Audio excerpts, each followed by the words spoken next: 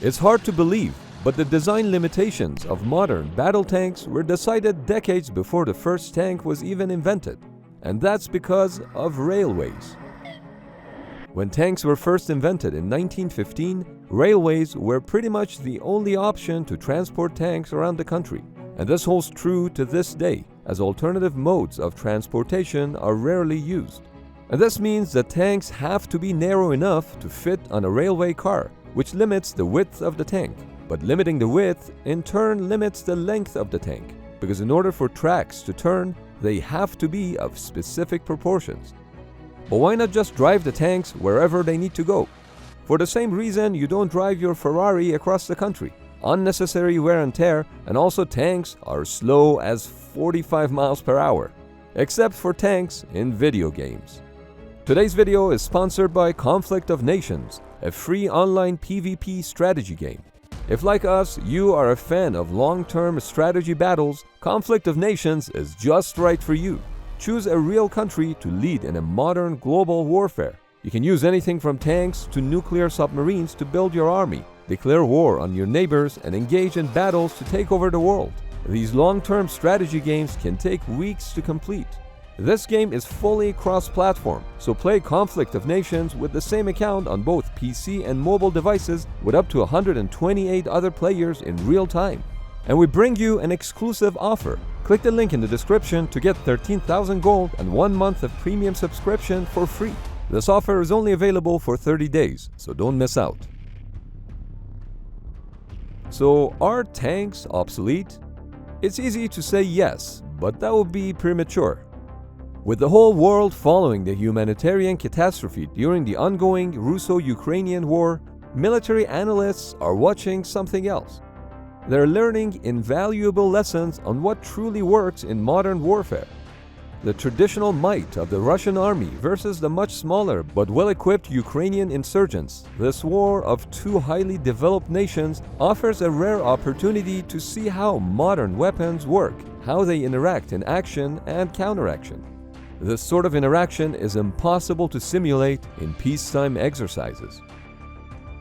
As military experts analyze the current conflict, governments are already adjusting their budgets on the fly. For instance, just last week, the Pentagon increased its counter-small drone weapon program 7-fold. Those Turkish TB2 drones are proving extremely effective in Ukraine. Additionally, Pentagon nearly quintupled its air and missile defense research line. Meanwhile, the Russian combat drone industry and its military-industrial complex is in crisis mode due to sanctions. However, Russians still may have a trump card, and it's not the nukes, but a cyber Pearl Harbor. But before we talk about what the Russian combat drones are really made of, and discuss one of the largest wartime cyber attacks that happened during the early hours of the invasion, let's go back to the tanks for a minute. The problem with tanks is an economic one. A $30,000 anti-tank missile can destroy a $10 million tank. For example, the United Kingdom supplied Ukraine with thousands of NLAW anti-tank weapons that have a range of up to 0.6 miles. Reportedly, Ukrainians call it NLAW, and have been often caught saying "God save the Queen" as they fire NLAWs into Russian tanks. Now, it's possible to counter anti-tank missiles by having an infantry screen ahead of the tank that can neutralize anyone who's trying to fire a weapon at them in the first place. However, as the range of the anti-tank missiles increases, neutralization becomes harder to do. For instance, the American Javelin system has a range of up to 2.5 miles. So, are anti-tank missiles a battleship moment for tanks? Just like how, during World War II, airplanes, aircraft carriers, and submarines rendered the massive battleships obsolete. From an economical and tactical point of view, NLAW and Javelin systems make tanks obsolete. But what about all the defense systems that tanks have?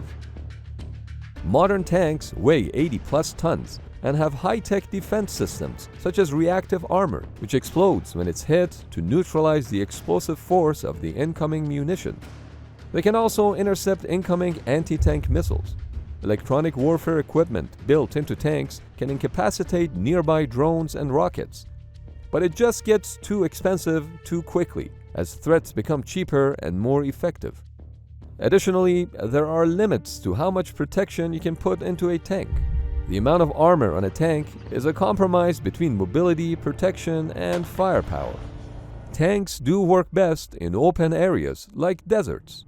In urban environments, tanks are sitting ducks, as mobile teams can be in any of the buildings firing a missile and then relocating quickly to fire again at a different tank. Even with all the modern defense systems, the scale is tipped toward cheaper countermeasures such as anti-tank missiles and drones. To date, Russian forces have lost 476 tanks according to the Ukrainian military.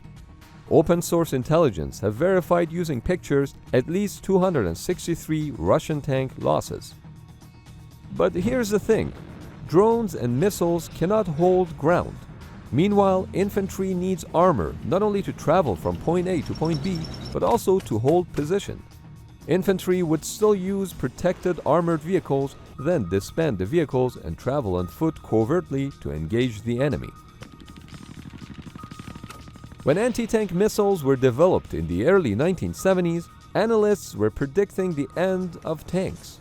Yet, that hasn't happened, as tanks were used during the Arab-Israel War, Iran-Iraq War, and the US wars in Iraq. But those wars were fought in deserts, in wide-open terrain. During the Nagorno-Karabakh War of 2020, drones dominated tanks. Similarly, during the current Russo-Ukrainian War, anti-tank missiles, drones, and even artillery are dominating armored vehicles. The future tanks are predicted to have significantly less armor and prioritize mobility over protection. Because no matter how much armor you have, the modern anti-tank weapons will destroy them anyway. While legacy armies were built around main battle tanks, the new doctrine is about combined arms. Tanks, infantry, aircraft, and artillery working together. The real problem is not that tanks can be easily destroyed, but it's a command problem. How do you manage all the assets that you have, including tanks, in the best possible way? The United States still buys about 100 tanks per year, and that's despite Marines having given up on them, calling them obsolete. The British are also procuring 148 Challenger 3 tanks. We're going to be talking about drones next, but let's briefly talk about helicopters. During the early hours of the Russo-Ukrainian War, Russia sent dozens of helicopters to Antonov Airport at Hostomel, which is northwest of Kiev, but things didn't go according to plan. While Russians attempted to eliminate the radar-controlled surface-to-air missile systems, Ukrainians started using man-portable air defense systems, or MANPADs, such as the Soviet Igla and Strela, which proved deadly. After the initial success of the Ukrainian forces, Western allies such as Germany started supplying Ukraine with Stinger anti-air missiles. Yet again, this shows the power of asymmetric warfare, where a $40,000 weapon can destroy a $15 million helicopter. Before the war began, defense experts believed that Russian forces would have little trouble dealing with a few dozens of Ukrainian drones. But everyone, including Western intelligence, also believed that Russia would achieve a swift victory in Ukraine. However, the reality is that drones are literally killing it during this war. Combat drones have been ambushing Russian convoys, while surveillance drones like the Ukrainian Leleka 100 have been guiding artillery fire. Even consumer drones like the DJI Mavic are heavily used, both by Russians and Ukrainians. A Turkish TB2 Bayraktar drone can cruise at 70 knots for up to 27 hours while carrying up to 4 small laser-guided bombs. While its operational range is up to 93 miles, military analysts suggest that the practical range is about 5 miles. There are two ways to counter the Bayraktar drone: either shoot it down with a SAM or to use electronic warfare to jam the radio data links between the drone and its ground control unit. What's interesting is that despite the Russian army having a range of SAM systems and advanced electronic warfare capabilities, they have been unable to neutralize the Bayraktar threat. One military analyst, Justin Bronk, proposed the following explanation for the above. First, due to Russian forces' inability to coordinate, the columns of Russian armored vehicles rushed beyond the cover of their SAM systems. This allowed Ukrainians to seize an opportunity to ambush the columns. Secondly, it appears that Russian forces have been engaging in electronic warfare far less frequently than expected. Jamming the Ukrainian capabilities without jamming your own would be very hard without complex planning. And we all know a thing or two about Russian planning. In addition, Russian forces have substantial problems with their own communication equipment. It's been documented that the Russian military relied on cheap Chinese walkie-talkies and stolen mobile phones. So jamming radio waves would not only be trouble for Ukrainians, but for Russians as well. Keep in mind that TB2 Bayraktar drones have a smaller radar cross-section compared to a larger jet. In addition, these drones have the BSI 101 signal intelligence system that can detect and track radars of ground-based air defense systems. All this makes it harder to shoot them down. Another reason for the success of Bayraktar is the fact that the United States is guiding Ukraine on how and when to operate their drones, and this was confirmed by a US defense official. Specifically, it's believed that Ukrainians receive a go-ahead to use drones against specific targets after receiving intelligence from NATO's reconnaissance assets. The drone's success story, while impressive, only accounts for a limited number of Russian vehicles destroyed. We should probably mention that the United States recently announced that they'll provide Ukraine with killer Switchblade drones which are capable of hitting and destroying targets up to 25 miles away. Russians also appear to have been extensively using their surveillance drones. But what's really interesting is what Ukrainians found when analyzing downed Russian drones. Upon inspection of downed Russian drones such as Orlan, Aileron, Forepost, and Granat, it turned out that only airframes and parachutes were made in Russia. All the internal electronics were foreign-made civilian-grade products. One engine was made in Japan by Saito Seisakusho, a starter generator made in the US by Texas Instruments Inc., telemetry controller made in the US by Microchip, flight controller made by European SC Microelectronics, while the GPS tracker was made in China. Aileron's photographic equipment is actually made from Sony and Olympus point-and-shoot cameras. Not a single Russian-made drone captured in Syria and Ukraine had any Russian-made electronics. The biggest weakness of Russian military-industrial complex is its inability to master the production of modern microelectronics, be it chips or other sensors. For example, even components for the Bulava missile rely on imported American microchips. But maybe there are other things that Russians are really good at.